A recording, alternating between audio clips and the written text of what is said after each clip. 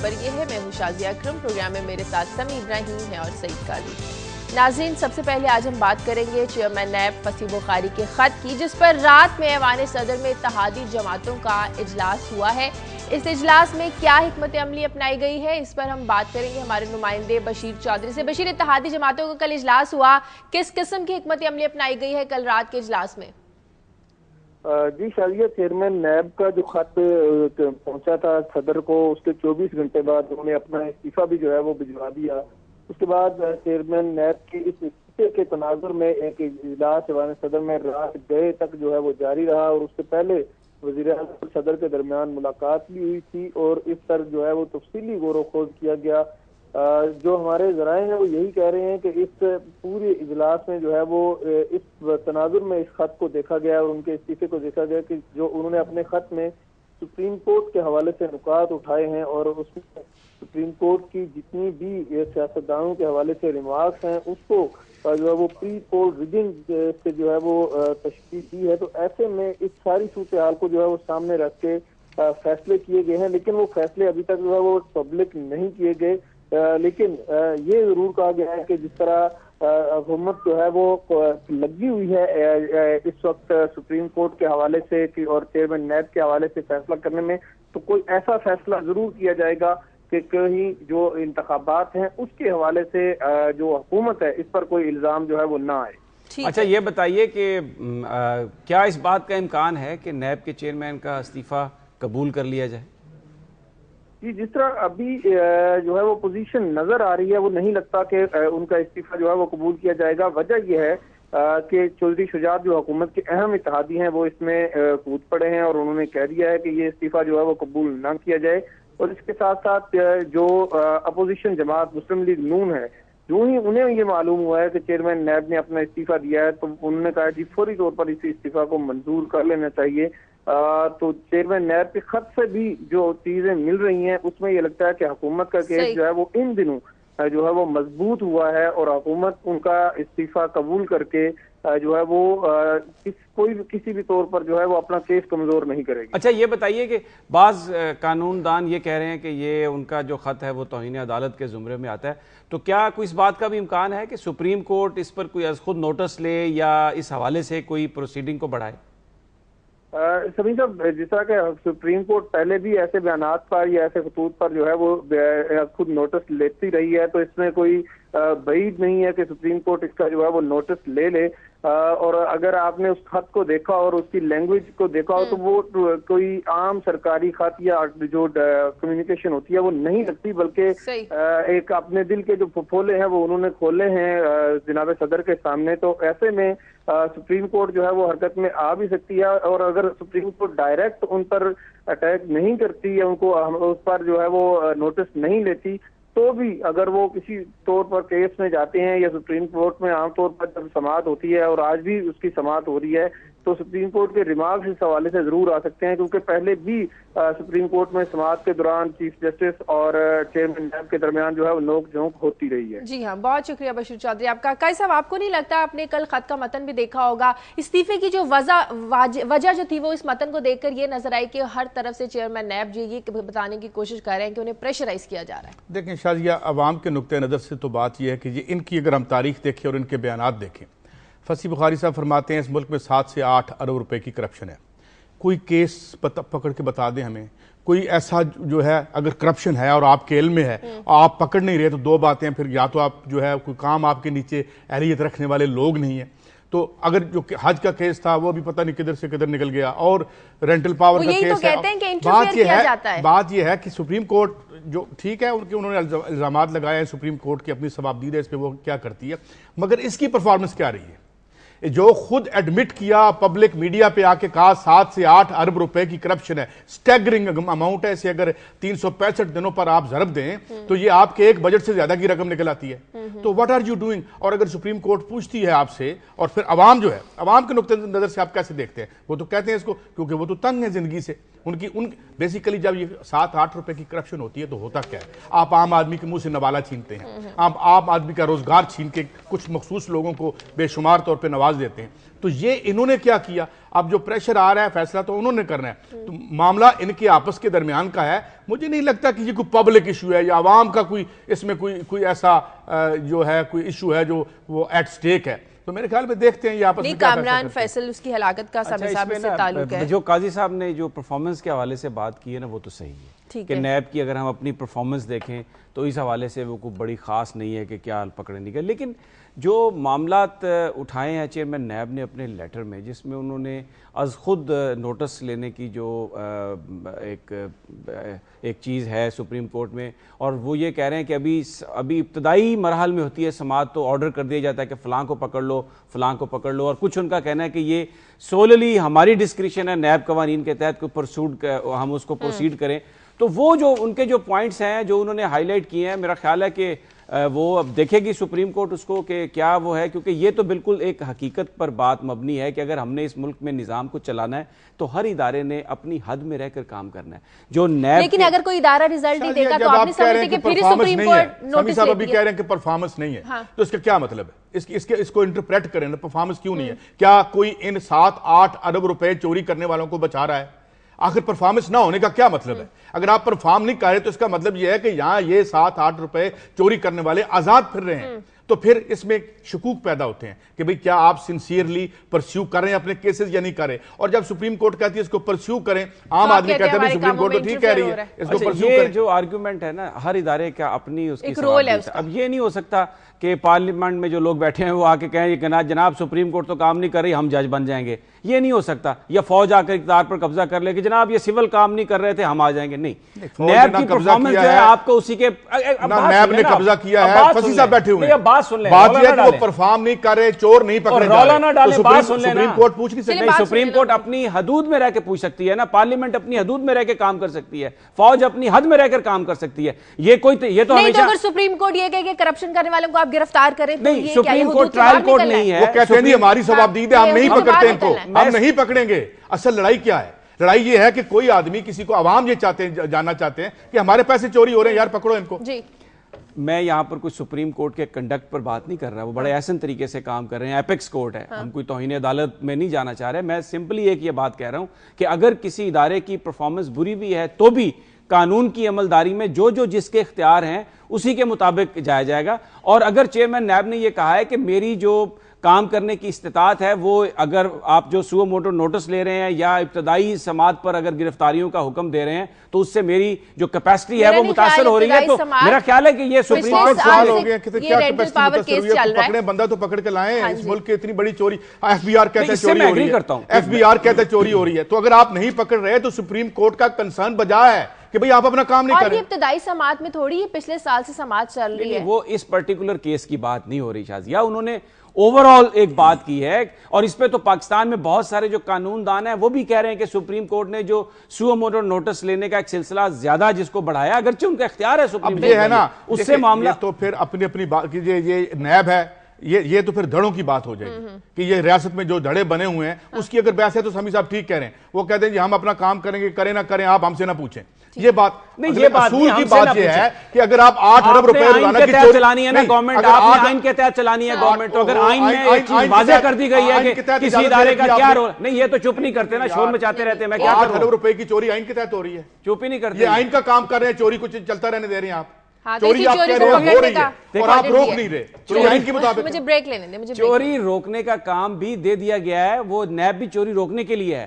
اگر آپ نیب کو کہتے ہیں کہ آپ پروسیڈ کریں تو یہی تو پرابلم ہے کہ چوری پکڑی نہیں جاتی. مجھے بریک لینے دیں، بریک کے بعد واپس آتے ہیں.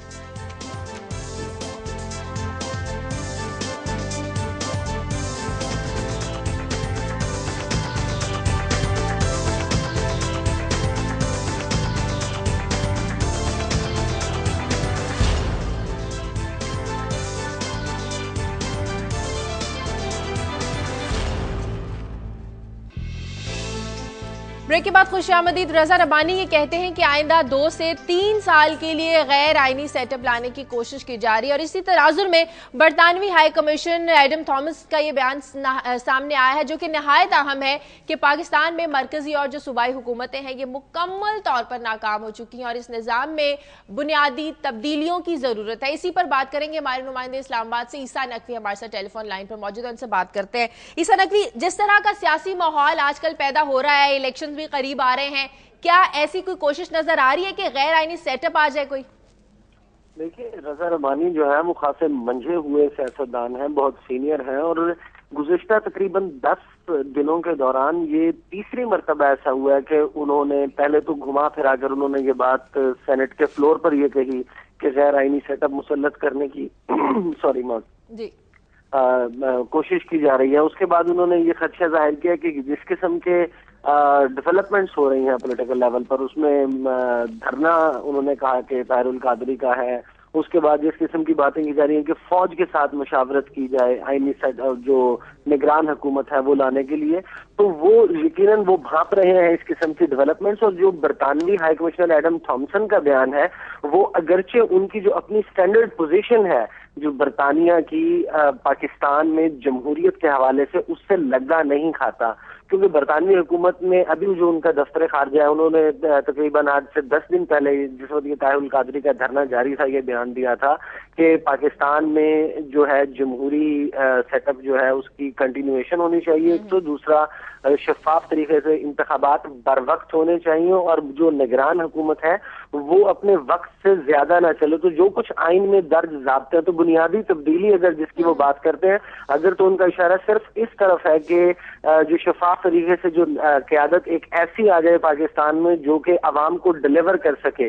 लेकिन जो इसके दूसरे मतलब निकाले जा सकते हैं कि एक हाई कमिश्नर जो बरतानवी हाई कमिश्नर है, उनको पाकिस्तान की सियासत की जो अंदरूनी चीजें हैं उनके ऊपर इस तरह खुलकर जो पाकिस्तान के अंदरूनी मामला था उस पर जब वो तबसरा करते हैं तो यकीनन उसके माना तब्दील हो जाते हैं। और जो कल रजा रबानी ने ये बयान दिया है, ये बयान उन्होंने बाकायदा, एक तो ये होता है कि जिस वक्त हम एज ए जर्नलिस्ट जिस वक्त किसी चीज को रिपोर्ट करते हैं, हम किसी को जाकर अगर अप्रोच करें कि आप हमें इसके ऊपर कमेंट दे दें, ये डिफरेंट चीज होती है। लेकिन ये जो कल का बयान है, इसमें रजा रबानी ने कुछ सहाफियों को अपने चैम्बर में, पार्लियामेंट में, हाउस में बुलाकर ये बात बाकायदा खुद बजाते खुद कही कि ये मैं समझ रहा हूँ कि मौजूदा जो सूरत हाल चल रही है इसमें ये सब कुछ हो रहा है, तो ये यकीनन इसके माना जो है वो तब्दील हो जाए। अच्छा ईसा, मैं आपसे, क्योंकि ये बड़ा जो बरतानवी हाई कमिश्नर का बयान है, इसको बरतानिया के मीडिया ने भी उसको लिफ्ट किया है। जैसे डेली टेलीग्राफ ने कहा है कि इससे पाकिस्तान और बरतानिया के दरमियान एक डिप्लोमेटिक रॉ शुरू हो सकती है। ये बताइए कि क्या ये जो इस तरह उन्होंने बयान दिया है बिल्कुल डायरेक्टली पाकिस्तान के अंदरूनी मामलात में, और कहा है कि एक रेडिकल चेंज चाहिए, और अखबारात लिख रहे हैं कि डोनर्स की बड़ी डिससेटिस्फेक्शन है, कहीं आपको ये अंदाज़ा हो रहा है कि जो रजा रबानी का जो ये बयान है ये भी बुनियादी बेसिकली ये इस किस्म की जो डेवलपमेंट्स हैं उनके बाद आया है, इसमें इसका कोई ताल्लुक है? देखिए, इन दोनों बयानात का आपस में तो कोई ताल्लुक नहीं कि रजा रबानी ने ये बयान जो है वो एडम थॉमसन के बयान को पढ़कर दिया हो, लेकिन जो डेवलपमेंट्स हैं वो एक किस्म की डेवलपमेंट्स हैं। जो आपने बात की डोनर्स की सेटिस्फेक्शन ना होने की, तो यकीनन ये मामला, क्योंकि मैं डिप्लोमेटिक भी कवर करता हूं, तो ये जो गैर मुल्की सफीर हैं यहाँ पर मौजूद हैं, ये अक्सर पाकिस्तान में ट्रांसपेरेंसी के इशूज, खासतौर पर जो अपना जो ये वावेला करते हैं कि हम अपने टैक्स पेयर्स की यहाँ पर जो है वो पैसा पाकिस्तान में देते हैं, मुख्तलिफ प्रोजेक्ट्स के लिए फंड करते हैं, इमदादी कामों के लिए फंड करते हैं, तो उसमें जो ट्रांसपेरेंसी इंश्योर करने का मामला आता है, तो हुकूमत पाकिस्तान के ऊपर जो बैनुल अक़वामी बिरादरी है, उन्होंने खास तौर पे जब सैलाब आया था 2010 का, उस वक्त भी आपको याद होगा कि किस किस्म का उन्होंने शो की थी डिससेटिस्फेक्शन। अच्छा, मैं सिर्फ एक अब आपसे आखिरी मैं ये सवाल करता हूँ, इस पे ये बताइए कि वजारत खारजा मुकम्मल खामोश है इस बयान पर एडम थॉमसन के, क्या वजह है? उनकी तरफ से कोई रिएक्शन नहीं आया? देखिए, वजारत खारजा तो हमारी वजारत खारजा भी बिल्कुल उसी तरह है। ये आपको याद होगा जब फ्रीडम फ्लोटेला के ऊपर हमले का वाकया था, उसके भी तकरीबन इनको एक दिन जब गुजर गया उसके बाद होश आया था कोई बयान देने का। हमारा दफ्तर खारजा कब किसी मामले में हमने इनको नहीं देखा कि ये प्रोएक्टिवली हम पाकिस्तान के किसी भी मसले को डिफेंड करने के लिए इसके ऊपर जो है वो करें। ये बिल्कुल खामोश होकर बैठ जाते हैं जिस वक्त मीडिया में मामला بہت زیادہ آگے چلا جاتا ہے, لوگ چمگوئیاں کرنے لگتے ہیں, اس کے بعد ایک کوئی بیان لے کر سامنے آ جاتے ہیں, چاہے وہ ایل او سی کا معاملہ ہو, اس کے اوپر ہم نے دیکھا کہ پاکستان نے ریئیکٹ کرنے میں دیر لگائی. اس کے علاوہ یہ ایک سیریز آف ایونٹس ہے. دفتر خارجہ ہمارا جو ہے وہ فوری طور پر کسی بھی قسم کے بیانات دینے سے گریز کرتا ہے. ان کا موقف یہ ہے کہ ہم ذمہ دارانہ رویہ اختیار کرتے ہیں. تاہم یہ سوال اپنی جگہ موجود ہے کہ یہ جو ذمہ دارانہ خاموشی ہے یہ اتنی ذمہ دارانہ بھی نہیں ہے. صحیح آپ نے کہا کہ یہ جو ذمہ دارانہ خاموشی ہے. پہلی بات تو یہ کہتے ہیں سازش ہو رہی ہے ہمارے خلاف. سازش کون کر رہا ہے؟ یہ میں نے 2002 کی مثال دی کہ جب کو ہوا, فوج نے قبضہ کر لیا وینزویلا پہ, 47 آورز میں 47 گھنٹوں میں عوام نے اپنا صدر, جو پاپولر صدر تھا. سازش آپ تب کرتے ہیں جب آپ اندر جا کے IMF اسٹیبلشمنٹ ان کے ساتھ دوستیاں کرتے ہیں. وہ آپ کو اندر اس لیے آنے دیتے ہیں پاور میں کیونکہ وہ خود بران میں ہوتے ہیں اور اس کا آپ کو اندازہ نہیں ہوتا. وہ آپ کو بلاتے ہیں کہ او ہمارا ذرا مشکل وقت گزر جائے. اندر جا کے آپ جس طاقت کے بل پہ آپ اندر آئے ہیں, عوام کے ووٹ سے آئے ہیں نا, اس کو آپ اس کے خلاف پالیسیز بناتے ہیں, اس کے خلاف بجٹ پاس کرتے ہیں, اور وہ تو تیار بیٹھے ہوتے ہیں آپ کو ڈسکریڈٹ کرنے کے لیے کہ آپ نکلیں, اور پھر آپ کہتے ہیں او ہو اب اقتدار خطرے میں ہو تو کہتے ہیں جمہوریت خطرے میں ہوگی. تو بیسیکلی سمیع صاحب آپ کو غیر آئینی سیٹ اپ کیا لگتا ہے؟ کیا انتخابات ملتوی کرانا یا ایسا کیئر ٹیکر سیٹ اپ آ جائے گا جو 2-3 سال کے لیے؟ دیکھیں جیسے عیسیٰ نے ابھی بات کی ہے, یہ جو برطانوی ہائی کمشنر کا جو بیان ہے یہ بہت اہم بیان ہے. وہ ریڈیکل چینجز کی بات کر رہے ہیں, پھر اس کو کور کرنے کے لیے یہ بھی کہہ رہیں کہ تبدیلی بیلٹ کے ذریعے آئے. اور جو رضا ربانی نے بات کی ہے کہ ایک آئینی 3 سال کے لیے غیر آئینی سیٹ اپ, لیکن اس کو بنایا آئینی جائے گا, کہیں نہ کہیں سے کوئی آرڈر آئے گا کہ یہ جی یہ صفائی کے نام پر ہے, یہ معاملات کو ٹھیک کرنے کے نام پر ہے.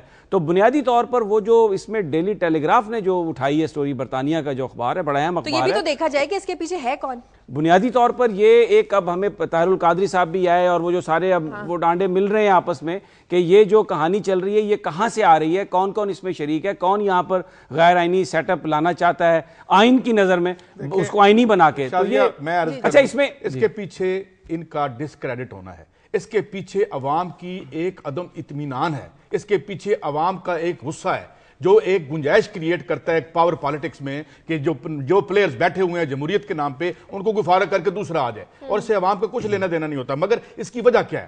اگر آج یہاں کے 5 سالوں میں میں دیکھتا, اب ہیوگو شیوز اس وقت بیمار پڑا ہوا ہے, اس کے پاس 6 سال کی ٹرم ہے, 3.5 لاکھ مکان اس نے 27 لاکھ کی آبادی میں اس سال تقسیم کیے ہیں, اور 3,80,000 مکان 2013 میں کرے گا.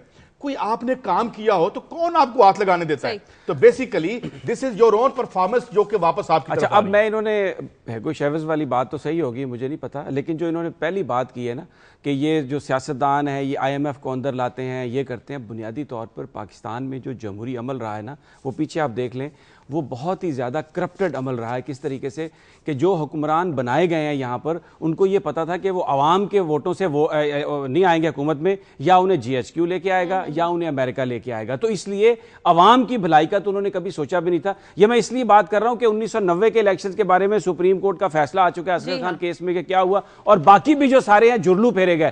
تو بنیادی طور پر سامنے سیاستدانوں کو رکھا گیا, پیچھے طاقتیں اور کر لیتے نا 5 سالوں میں کچھ, یہ 5 سال سے بیٹھے ہوئے ہیں نا, یہ تو وہ اسے الٹ کر دیتے اگر یہ اچھی اور بہتر تھے تو آج یہ ایشو ہی نہ ہوتا اور ہم الیکشن میں چپ کر کے جا رہے ہوتے. مجھے آگے بڑھنے دیں اور بات کرتے ہیں. چیف جسٹس افتخار محمد چودھری کی سربراہی میں 3 رکنی بینچ رینٹل پاور پلانٹ کی سماعت آج کرے گا. گزشتہ سماعت پر نیب کی جانب سے اس کیس کی جو سماعت ہے اسے روکنے کی درخواست مسترد کر دی گئی تھی. آج کیا اس میں پیش رفت ہو سکتی ہے؟ بات کریں گے ہمارے نمائندے محمد کامران سے. کامران, جس طرح نیب کے چیئرمین کی جانب سے سپریم کورٹ پر عدم اعتماد کا بھی اظہار کیا گیا, کیا اس کا اس ہیئرنگ پر کوئی اثر پڑ سکتا ہے اس طرح کے بیانات کا؟ جی سازیہ, گزشتہ روز 2 اہم ڈیولپمنٹ ہوئی تھی. ایک تو وہی جو آپ نے ابھی بتائی کہ جو کامران فیصل قتل کیس پر جو بینچ سماعت کر رہا تھا اس پر نیب نے عدم اعتماد کیا, اور ان کا یہ کہنا تھا کہ ہمارے اعتراضات ہیں, یہ بینچ یہ سماعت نہیں کر سکتا.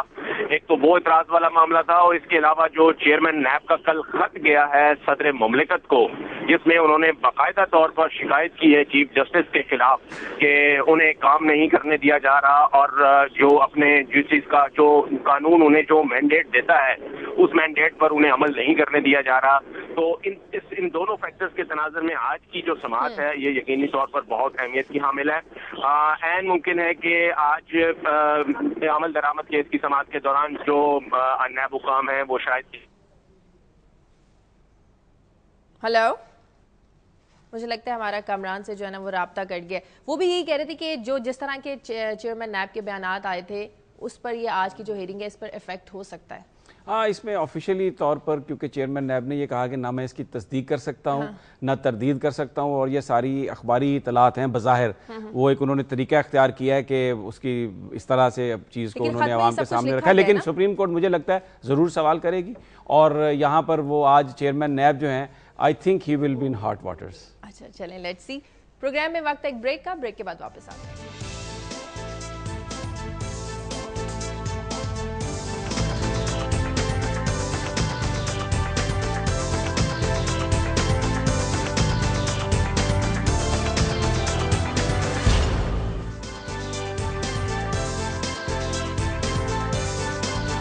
ब्रेक के बाद खुशामदीद। इलेक्शन कमीशन के मुताबिक कराची में वोटर्स तस्दीक का अमल 44%, जबकि खाना शुमारी का जो अमल है यह 98% मुकम्मल हो चुका है, और वोटर्स तस्दीक के अमल की तारीख में तौसीक भी की जा सकती है। इस बारे में बात करेंगे हमारे नुमाइंदे लियाकत राना से। लियाकत, और कितने मजीद दिन लग सकते हैं, कितने दिनों की और तौसीक हो सकती है इसमें? देखिए शादिया, हमारे सूबाई इलेक्शन कमिश्नर महबूब अनवर से जब इस सिलसिले में बात हुई तो उन्होंने कहा कि रबीउल अव्वल की तातीलात और कराची के हालात की वजह से कुछ मुश्किलात पेश आई हैं, जिसकी वजह से शेड्यूल से हट के हमें मजीद कुछ वक्त दरकार होगा। लेकिन उन्होंने ये नहीं बताया कि उनको मजीद कितने दिन चाहिए, क्योंकि 22 जनवरी से ये गरशुमारी के बाद ये दूसरा जो वोटर की घर तस्दीक का अमल है वो भी शुरू हुआ था, और आज से फौज की जो पेट्रोलिंग भी शुरू हो चुकी है। यहाँ इलेक्शन कमीशन जराये का कहना है कि 98% जो खाना शुमारी है उसका काम मुकम्मल हो चुका है, जबकि 44% वोटर्स की घर तस्दीक का अमल भी मुकम्मल हो चुका है। जबकि सूबाई इलेक्शन कमीशनर का कहना था कि सबसे अच्छा जो रिस्पॉन्स आवाम की तरफ से और इलेक्शन कमीशन के अमले की तरफ से आया वो जिला सेंट्रल की तरफ से, लेकिन ईस्ट में कुछ मुश्किलात पेश आ रही हैं। उसकी वजह ये भी है कि वहाँ एक तो फ्लैट्स ज्यादा बने हुए हैं, दूसरा बहुत बड़ा डिस्ट्रिक्ट है। जी अच्छा लियाकत, ये बताइए कि अभी तक जो 44% वोटर्स वेरिफिकेशन का काम हुआ है, इसमें कुछ आपकी बात हुई है कि बेकायदगी कितनी सामने आई है? क्योंकि हम पहले सुनते थे एक घर में 600 वोटर रजिस्टर्ड हैं, एक घर में 800 रजिस्टर्ड हैं, कोई इस किस्म की तफसीलात भी मिली हैं आपको? देखिए समी साहब, इस तरह का तो कोई चीज सामने नहीं है। हमने भी जो विजिट किया हमें भी शिकायत जरूर मिली है कि एक घर में अगर 6 वोट हैं तो खवातीन के वोट किसी और डिस्ट्रिक्ट में डाल दिए गए थे और मर्दों के वोट किसी और डिस्ट्रिक्ट में डाल दिए थे, या एक घर का एक वोट किसी और डिस्ट्रिक्ट में और दूसरा किसी और में या किसी और शहर में डाल दिए। ये शिकायत तो मिली, लेकिन इस जब ये दोबारा अमल शुरू हुआ है तो वो शिकायत जो पहले थी कि एक घर में 500 से ज्यादा वोट या 150 से ज्यादा वोट, इस तरह की कोई शिकायत अभी सामने नहीं आई। छोटी छोटी शिकायत हैं जो कि इस अमल से लोग कहते हैं कि दूर हो रही हैं, लेकिन सियासी जमातों को अभी भी इससे इख्तिलाफ है। उनका कहना जी ठीक है, बहुत शुक्रिया लियाकत राना आपका। यकीनन इससे शकूक शबहात तो खत्म होंगे जो ये कह रहे थे कि साफ और शफाफ इलेक्शन जो धरना दे रहे हैं, बाकी पार्टी धरना दे रही हैं, देखिए आप उसमें इल्जामात लगाते हैं, हमें तो नहीं पता किस हद तक ठीक है। वो कहते हैं ठप्पा मैंडेट है, ये कहते हैं कुछ है, वो कहते हैं घर में 600 बने हुए हैं। हमें जो खबर मिली, जो समी साहब बात कर रहे हैं कि 3-3.5% अगर वोटर्स में ये गड़बड़ हो भी तो वो एक नेचुरल है और वो करेक्ट भी हो सकती है। लेकिन बात यह कि कराची का जो इशू है बड़ा ज्यादा कॉम्प्लिकेटेड है, इससे ज्यादा कॉम्प्लिकेटेड। लेकिन अभी देखें ना, वो 44% वोटर्स रजिस्ट्रेशन वो जो है उसकी तस्दीक उन्होंने की है, और लियाकत राना बता रहे हैं कि छोटी मोटी कंप्लेंट्स तो मिली हैं कि कहाँ किसी का वोट किसी और डिस्ट्रिक्ट में चला गया, लेकिन ये 600-700, क्योंकि देखें ये जो एक हाइप मीडिया भी देता है ना, मैं हमेशा ये कहता हूँ कि ये जो एजेंडा ड्रिवन चीजें हैं ना, वो बजाय इसके कि लोगों को सच बताएं या कुछ इन्फॉर्मेशन दें, वो एक मखसूस तरफ की जानब उनका जहन माइल करने के लिए होती है। तो वो भी हमारे एजेंडा हमारा इसलिए बनता है कि एक पार्टी कहती है वो बहुत ज्यादा करप्ट है हमारे मुकाबले में, एक पार्टी कहती है ये तो ये ठप्पा मैंडेट लगाते हैं। हम मीडिया वाले रिफ्लेक्ट करते हैं, हम इनकी बात भी बता देते हैं, उनकी भी बता देते हैं। इनके जो आला ख्यालात एक दूसरे के बारे में है, जरा उस पर तो गौर करें, और हम एज अ मीडिया पर्सन उन ख्यालात को रिप्रेजेंट करेंगे। काजी साहब ये बात आप मानेंगे कि हम, मुझे ये बताएं, क्या एक सवाल का जवाब दें, क्या एक लीडर जो है जो एक पार्टी दूसरी पार्टी को क्या सबसे ज्यादा करप्ट नहीं समझती और दूसरी पहले वाली को नहीं समझती? ये इनकी अपने बारे में एक सिंसियर और मुखलिसाना राय है, तो मीडिया क्या करे? और क्या हम तो अपने तौर पर तो हम कुछ नहीं कहते। मैं सिर्फ ये अर्ज करना चाहता हूँ, इतने सादा और मासूम भी नहीं होते मीडिया वाले कि वो जी जो उन्होंने कहा बता दिया। खास एक जोर लगा के बात की जाती है खास बात को, क्योंकि एक खास मकसद के जरिए खास पैगाम देना होता है। तो वो जो करते होंगे, जो किसी जोश और जज्बा आ जाता है ना किसी खास मकाम पर, वो रिफ्लेक्शन होती है कि हम भी उस एजेंडे का हिस्सा बन चुके हैं। क्या एजेंडा, मिसाल के तौर पे बताएं ना कि अगर एक ए पार्टी कहती है बी करप्ट है, हम लिख देते हैं जी ये आपको करप्ट कह रहे हैं, बी कहती है एक करप्ट है, तो भाई हम क्या वेरिफिकेशन करें? नैब हमारे अंडर है, नैब जिनके अंडर है उसको तो काम, नैब का तो आईनी काम आपने ये बताया है कि वो काम ना करे, नया परफॉर्मेंस ना करे क्योंकि उसका आईनी राइट है। भाई हम साफी बने, साफी कैसे बने बताएं ना। आप एक वेरीफाई करें, कुछ समझ आती है चीज। आपके प्यारे लीडर जिनको आप यहाँ डिफेंड करते करते बेहोश होने लग जाते हैं, वो उनको यानी आप वो कह रहे हैं कि जी ये बहुत बदउनवान है, वो कह रहे हैं वो, तो हम क्या करें? हमने तो लिखना है जी ये हमारे प्यारे लीडर की राय है हमारे बी प्यारे लीडर के बारे में, और बी प्यारा लीडर ये कह रहा है, तो इसको अगर हम रिप्रेजेंट करते हैं तो इसमें हम क्या बुरा करते हैं? हर एक को हक है अपने लीडर को सपोर्ट करने का, अवाम जिसको समझते हैं उसको सपोर्ट करें। जी, अवाम जिसको अपना लीडर समझते हैं उसको इंतखाबात में वोट दे देते हैं, और वो आदमी इलेक्शन के जरिए। पाकिस्तान में हुआ ये है कि अनफॉर्चुनेटली लोगों का, जैसे मैंने पहले जिक्र किया, मैंडेट को झुर्लू फेरा गया। वो जो लोग सामने आए दर हकीकत वो नुमाइंदे उनको बनाया गया, और ये सुप्रीम कोर्ट के डिसीजन भी आ गए और भी बहुत सारी चीजें आ गई। लोग जो उसमें कैरेक्टर्स थे उन्होंने कन्फेशनल स्टेटमेंट्स भी दिए हैं। जमहूरियत को भी अवाम से इंतकाम ना बनाए ना, असल बात ये है। चले कॉलर लेने दे कराची से अब्दुल अजीज। हेलो हेलो, अस्सलाम वालेकुम जी। जी अस्सलाम वालेकुम। देखिए, कराची में जो वोटर लिस्टों के सिलसिला चल रहा है, तो आप लोगों ने बहुत अच्छा इशू पे बात कर रहे हैं। ये वोटर लिस्ट जो हैं वो बेसिकली 100% करेक्ट इन लोगों ने पहले जो हुई हैं वो 100% करेक्ट हुई हैं।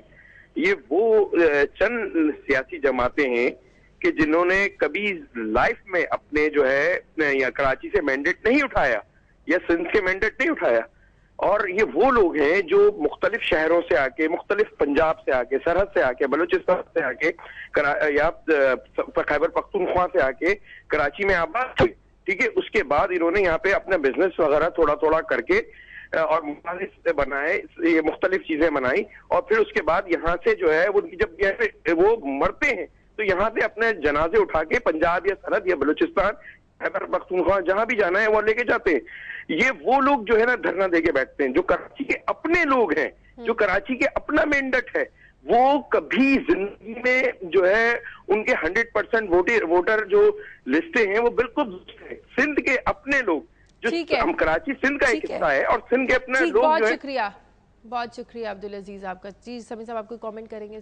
He is entitled to his views. उन्होंने बात ये कही है, एक बात तो उनकी मुझे सही नजर आ रही है कि अब जो धरना दे रही हैं जमातें, या तो वो सिंधी कौम परस्त हैं या वो मुस्लिम लीग नून की जमात है। खैर वो कराची में भी है मुस्लिम लीग नून, लेकिन अक्सरियती जमात नहीं है। जमात इस्लामी भी एक ज़माने में कराची की बड़ी अक्सरियती जमात थी, लेकिन उनसे भी MQM ने मैंडेट जो है वो ले लिया और अब वो रिप्रेजेंटेटिव हैं कराची के। तो उनकी ये बात सही हो सकती है कि जो लोग समझते हैं इलेक्शन में उनकी नाकामी सिर्फ वोटर्स की वजह से या रजिस्ट्रेशन में खराबी की वजह से हो रही है, तो वो धरना दे रही है, ये बात तो उनकी सही है। चलिए आगे बढ़ते हैं और बात करते हैं। इत्तलात है कि बलूचिस्तान में गवर्नर राज को खत्म करके असम्बलियां दोबारा से बहाल की जा रही है, ताहम जो कायदे ऐवान है ये नए होंगे। इसी हवाले से बात करेंगे, हमारे नुमाइंदे मौजूद हैं इरफान सईद कोयटा से। इरफान, अब क्या तरीक़ाकार होगा इसका? हाँ जी शायद बिल्कुल इस हवाले से सूरत हाल ये है कि 18वीं तरमीम के तहत जो एक सूरत हाल जो अब निगरान सेटअप के लिए जो सामने आ रही है, उसमें ये जरूरी है कि कायदे अवान और अपोजिशन लीडर मिलकर एक निगरान सेटअप के लिए एक मशवरा देंगे और एक नाम तजवीज़ करेंगे। इस हवाले से बलूचिस्तान में गवर्नर राज के निफाज के बाद एक कुछ थोड़ी सी आईनी पेचीदगियाँ ज़्यादा सामने आ रही थी, जिस पर अब ये तमाम पार्लिमानी जमातों का इजलास भी गुज़श्ता दिनों से इस्लामाबाद में जारी है और पीपल्स पार्टी के साथ इस हवाले से मशावरत भी हो रही है। और ये भी इस बात पे तय किया गया कि वज़ीर आला नवाब असलम रिसानी जो साबिक वज़ीर आला थे, उनसे ये कहा गया कि आप रिजाइन करें, जिस पर वो एग्री भी हो गए हैं, जो हमारे ज़राए बता रहे हैं। और इस पर ये भी कहा गया कि एक नए कायदे अवान के हवाले से उन्होंने एक अंदिया दिया कि अगर नया कायदे अवान मुंतखब कर लिया जाता है अवान, तो इसके लिए वो तैयार हैं। और इस हवाले से BNP, JUI और जो दूसरी मुस्लिम लीग काफ जो इस वक्त जो बड़ी इत्तेहादी जमातें थी बलूचिस्तान में, इनकी इस्लामाबाद में मुशावरत भी जारी है। और अच्छा ये बताइए कि नाम कोई सामने है कि कौन बनेगा नया वजीर आला? इस हवाले से सभी साहब 2-3 नाम सामने आए हैं। एक तो अब्दुर्रहमान जमाली हैं जिनका ताल्लुक पीपल्स पार्टी से है, उस हवाले से उनका नाम भी सामने आया है। सादिक उमरानी जो सूबाई सदर भी है पीपल्स पार्टी के, उनका नाम भी है। और अली मदद जत्तक है पीपल्स पार्टी के। तीनों नाम जो पीपल्स पार्टी के हैं, इस पर اتحادیوں میں مشاورت جاری ہے، لیکن جو اب تک جو بات یہ پایا گیا کہ قائد ایوان تبدیل کر لیا جائے تاکہ جو آئندہ کے لیے جو آئینی پیچیدگیاں اچھا صرف کیونکہ ٹائم کم ہے میں ایک صرف سوال پوچھوں گا کہ گورنر رول کے بعد جو کوئٹہ شہر میں لا اینڈ آرڈر کی سچویشن ہے وہ بتائیے، وہ کیسی ہے؟ کیا عوام بھی چاہتے ہیں کہ اسمبلی دوبارہ آئے؟ سمی صاحب عوام کی صورتحال تو یہ میں آپ کو بتاتا چلو، گورنر رول کے بعد بھی کوئی اتنی خاص تبدیلی نہیں ہے، ٹارگٹ کلنگ کا سلسلہ بھی ان واقعات کے بعد جاری ہے، لیکن یہ صورتحال یہ ہے کہ اب جو قانون نافذ کرنے والے ادارے ہیں وہ انہوں نے کچھ آپریشن ٹارگیٹڈ آپریشن کیے ہیں جس میں انہیں کامیابی حاصل ہوئی ہے۔ لوگوں کو تھوڑا سا ذرا یہ سمجھ رہے ہیں کہ اب فورسز کو ذرا فری ہینڈ دیا گیا ہے، کیونکہ پہلے پولیٹیکل تھوڑا سا پریشر ہوتا تھا، اس کی وجہ سے انہیں کافی مشکلات تھی۔ اب چونکہ وہ کہتے ہیں عوام کا یہ خیال ہے کہ اب انہیں کوئی پولیٹیکل پریشر نہیں ہے فورسز کو۔ ٹھیک ہے، بہت شکریہ عرفان سعید، آپ کا پروگرام میں ابھی وقت ایک بریک کا، بریک کے بعد واپس۔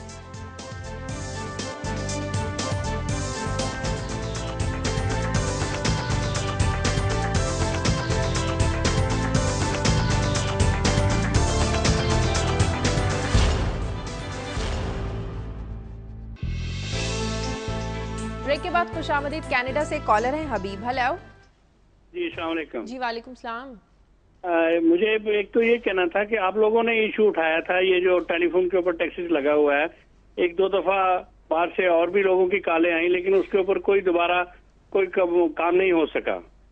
اور دوسرا میں نے کہنا تھا کہ کینیڈا میں دنیا نیوز کی جو ریگولر نشریات ہیں مجھے نہیں پتا کہ وہ کب آپ شروع کریں گے، کیسے کریں گے، کیونکہ یہاں تو ریگولر کسی کی ہے ہی نہیں ہے۔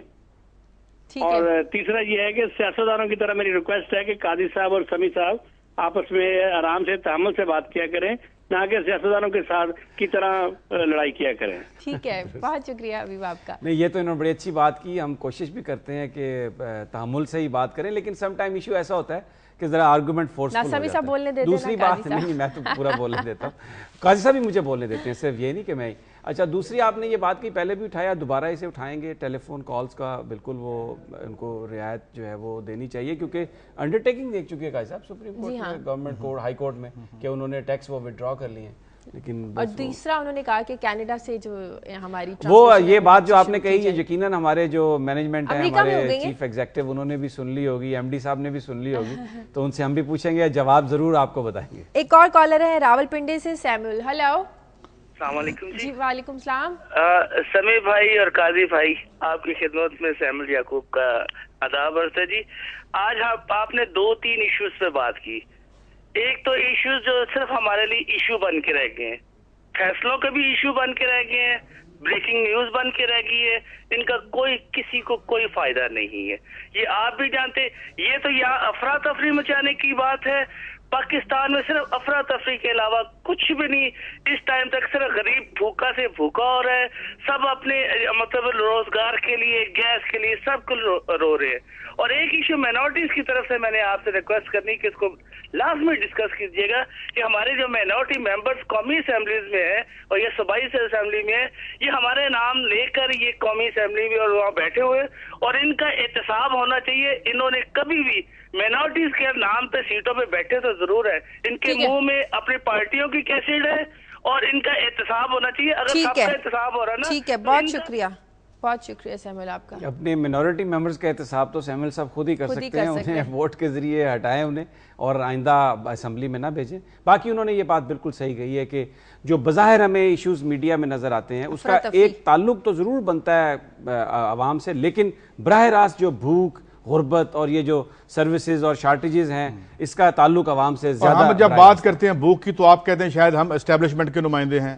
ہم جو ہیں وہ خدا نہ خواستہ کوئی اور کسی جو ہے اس ادارے کے ہیں، ایجنسی کے ہیں، ہم غریب کی بات کرتے ہیں، آپ ہمیں جو یہ۔ میں ایک تھوڑی سی آپ کو خبر دینا چاہتا ہوں شازیہ، اسی پروگرام میں ہم نے خبر کی تھی جب حسنی مبارک کو اتارا گیا تھا، اور میں نے اس وقت یہ کہا تھا کہ جب یہ لوگ حسنی مبارک کو اتار کے اپنے گھروں میں جائیں گے تو ان کی دہلیز پہ بھوک اور ذلت ان کا انتظار کاری ہوگی، کہ حسنی مبارک ایک سمبل تھا ایک نظام کا جس کو مرسی نے آ کے پریزرو کیا امریکہ کی مدد سے اور فوج کی مدد سے۔